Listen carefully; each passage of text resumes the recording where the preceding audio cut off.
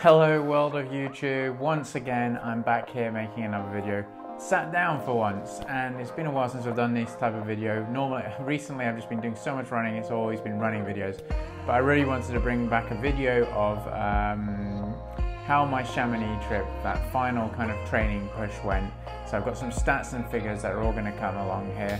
Going to be a few jump cuts for once for my liking, because I got some questions that I reached out on Instagram. If you're following me on Instagram, you'll have seen I've asked some questions. If you had any questions, I'll be answering some of them, but I'll go through my stats as well of what I wanted to share with you as well. So thank you very much for clicking on the video. Do appreciate it as always. If you're not subscribed, by the way, hit the subscribe button. I like this channel.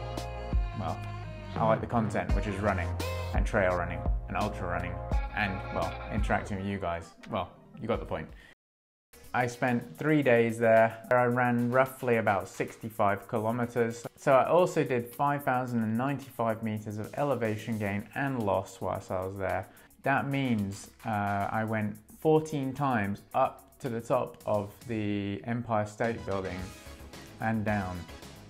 In total, I did 14 hours of training, which was super good to get that time on my feet, and also in that temperature because there was a lot warmer climate.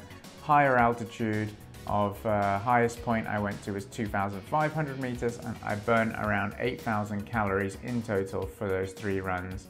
That's like having 10 different pots of Ben & Jerry's 500 milliliter ice creams.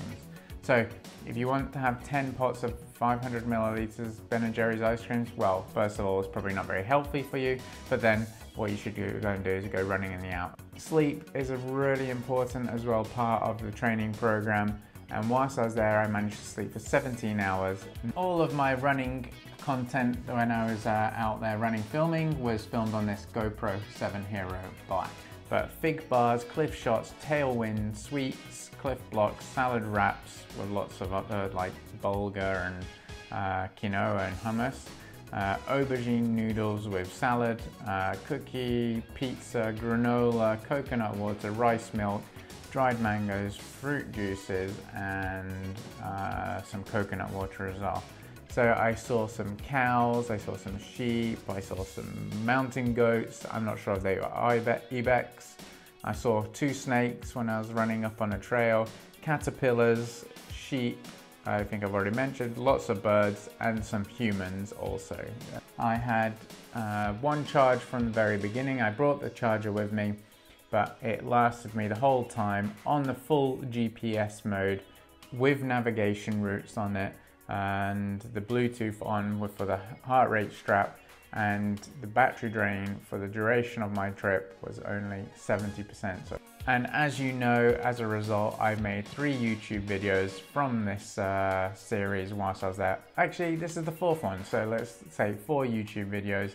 So that's another little statistic to add on from this trip. The average heart rate for the duration of all the activities put together was 129 beats per minute. Also, I reached out to all you great people over on Instagram, also asking was there any questions that you had in regards to my trip, and there were a few, so thank you very much for those people who did comment on it. I really do appreciate it, because actually these are really things I enjoy watching, and also trying to provide help back as well on the questions that you have. So one of the questions that was asked on Instagram was, could you show us how many calories you were burning and how you were refueling? Well, I've just discussed briefly before, it was like 8,000 calories throughout the thing.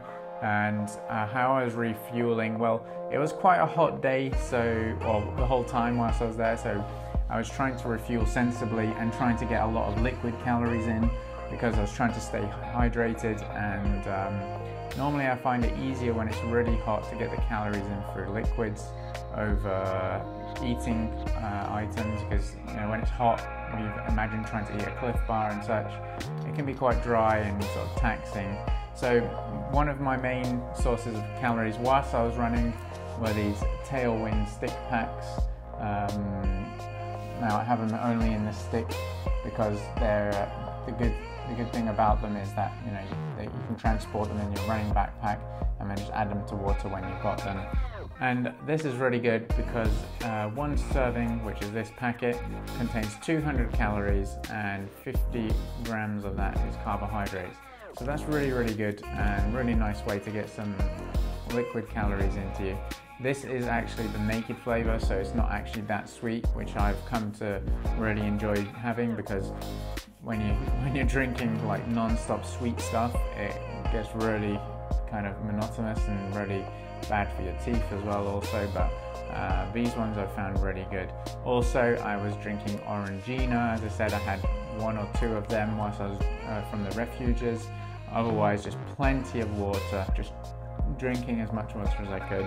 I did also have some of these Cliff Blocks, which I really do enjoy having and eating. I had a packet of sweets on that one run. I did also, as I said, have dried mangoes and some fig bars, kind of more of a savoury-ish type of thing. Now, if I could do it again, one thing I would change is I would probably take some boiled potatoes or something savoury like that, or like baby food packets and fill them up with some potatoes.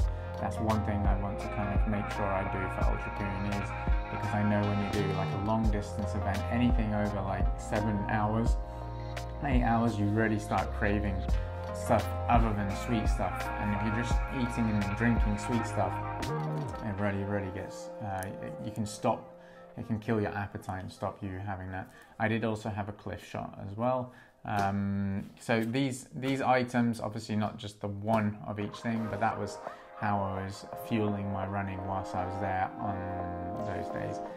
Another question that was reached out to me was poles. Now, what poles did I use? I used these Lecky Micro Trail Pro trekking poles, which have been really great, and I've used them so many times, and I really like them. They're very easy to use. They fold down into a really nice small thing. They're pretty lightweight and they pop out like this, really nice. Now the good thing is that obviously I can't extend it now, but is you have a nice clip-in thing here, so you can kind of let go and it sort of free floats.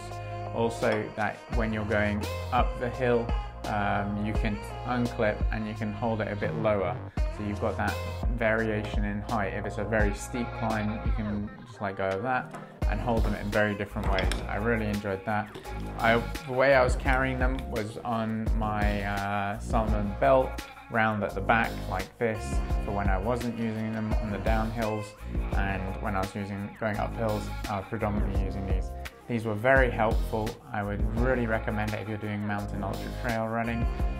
They will help you, and they can kind of give you a momentum for that trail running, and helps you keep moving.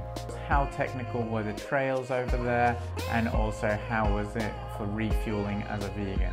Well, the trails were technical and not technical. Sorry for being so undescriptive with that kind of answer, but the reality of it was majority of the trails there are very well groomed actually around Chamonix area.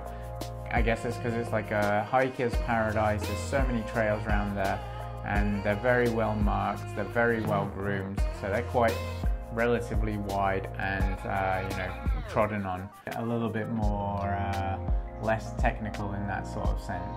There were obviously a lot of sections where there was, the higher up you go and the less maintained it is, there were a lot more rocky parts and such, but for the most part it was pretty easy going.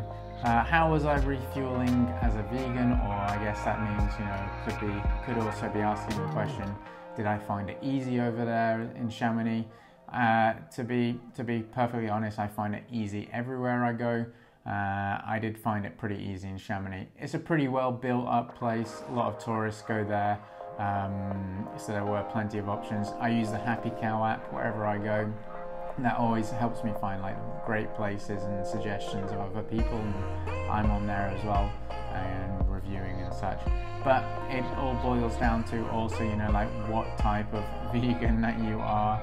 Are you the one who's super health conscious, no fats, no oils, no ecos, only raw, then maybe you might find it a bit difficult. But I've learned to relax from being so strict on those type of things.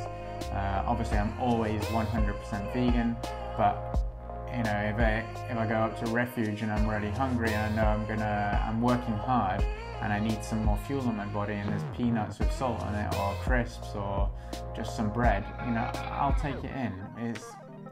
You put in what you can get at those moments. An Orangina, sure, it has some E codes. I don't really like having E codes, but I had it because it made me feel better. It fueled me on, and it got me to push beyond more limits than I would have wanted to. So up in the refuges there was stuff, then obviously not the most optimal of what I probably want, you know, maybe like some sushi and some sushi rice with some nori wrap around it. That'd be pretty cool, but you know, we'll probably get to that day when we keep going saying, oh, what have you got that's vegan now? In the town centre there were plenty of restaurants. Everywhere pretty much had, you know, something vegan, and if not, you just tell them and they'll create it anyway. I've been to plenty of places and they've made the dish vegan for me, you know, remove the cheese or whatever it is. So yeah, I found it pretty easy and pretty good. So a few people asked me were there affordable places to stay over there. 100% I would say yes. The place I stayed at was really reasonable. I think I paid 90 euros for the 2 nights. That was an Airbnb where it had my own space totally in this little house. Toilet, shower, 4 beds. I wanted to switch bed in the middle of the night and everything. A little sofa area, free Wi-Fi, and very centrally located, and trails just out of the door. So super amazing. There are lots of other bed and breakfasts, lots of different Airbnbs, and yeah, I think the accommodation was pretty reasonable. Now hotels wise, I can't really comment on that, and I guess it also depends when you're going and what season, because if you're going in a high season, the accommodation might be a little bit better. So maybe try and time your trip over there if you're going to the end of August, because that's when I kind of went. That was super good. Or maybe like early July, maybe even late June. They would be very sensible times to be going. I'll be going back there, and that's probably the times I'll be going as well. Less people as well. And I really love this question that I got on Instagram. It was such a cool one, and thank you very much for asking it. I think it was Vera. What were my favorite moments in the training? So awesome, such a great and inspiring question in a way. The favorite parts, yeah, it's hard to pick one or two, but you know, seeing those glaciers, it really brought me back down to ground and realised, you know, we are living in the world, nature's world, and in this world we are just like, you know, so small and insignificant. I think that's the thing when you're in the mountains, you do realise that, you know, you're just like a speck of dust in this world, and that's something that makes you feel so powerful in a way. You know, the odd conundrum that, you know, it makes you feel so small, but you're just on this planet, and a little bit, you're a very little part of it. And seeing the force of those glaciers was so amazing. Other thing as well, one of the favourite moments was, I wouldn't say getting lost, but getting on that trail where it was completely overgrown. It really pushed me. I was going along it for 2 kilometers, and you know, I didn't give up, and that's what I really liked about it. I went and I checked it out. It's very easy to kind of like just take the escape route. I tried it, and the other good thing is I made a really good decision there and then to turn back and go and do some other trails. I think that's really good, and for you mentally, and also to be adaptable, to change your training, and to know the reason why you're doing something, and to stay true to that. So those are some of my favorite moments, among the other things of being scared from a snake and to seeing that ibex, I think it was ibex, mountain goat and its family. That was super cool. But other thing was as well is creating this content. That is also a really nice thing from it. I really like to make these videos. I really like to share them with you guys, and I hope that you get some value or some something out of them themselves. So on that note, I will close off the video here. I do appreciate your time for watching it. Any more comments, questions, or anything down below, please leave them down below, and I'll get back to you for sure. And yeah, some more exciting adventures coming up. We're going to the Pyrenees very soon, so there's going to be plenty of content from there. And thank you very much for watching. Peace out.